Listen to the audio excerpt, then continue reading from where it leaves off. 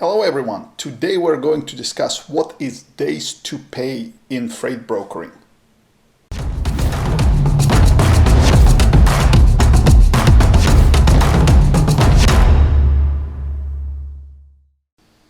So when you get involved with freight brokering, sooner or later, and rather sooner, you will hear a term days to pay.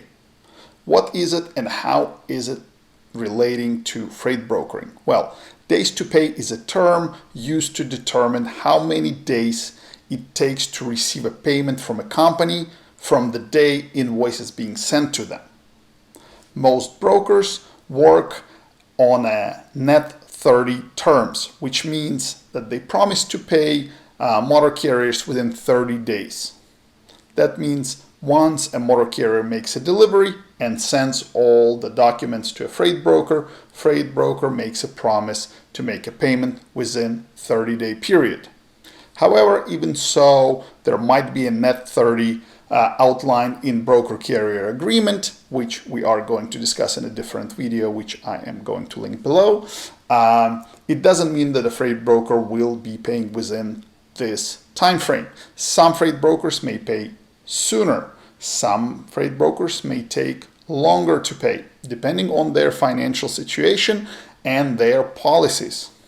Now, why should you as a freight broker care about days to pay number? Well, it basically shows your financial stability and your credibility. If you have the money, you will be paying motor carriers fast, and that's what they want. They want to receive their payments as quickly as possible. If you are financially unstable and it takes you longer to process invoices and find the funds to actually pay motor carriers, then your days to pay may be 45, 60, or even more than 60 days. And that is not a good scenario because motor carriers don't want to work with slow paying freight brokers. Neither factoring companies want to work with slow paying freight brokers, because it takes longer for them to receive their payments, and that affects their cash flow. So let's remember that it is important for you to pay motor carriers as quickly as possible. Ideally, you want to do it under 30 days.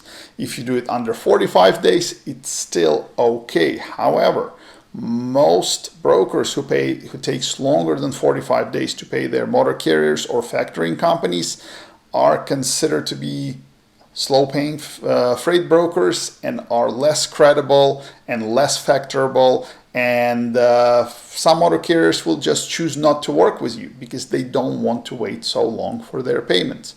So you need to make sure, and again, this is something we discuss in our training, that you have to watch your cash flow. It may take you longer to receive payments from shippers than 30 days.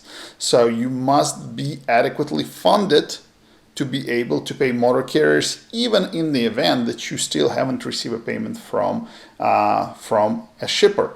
Alternatively, you might be utilizing the help of a factoring company as well.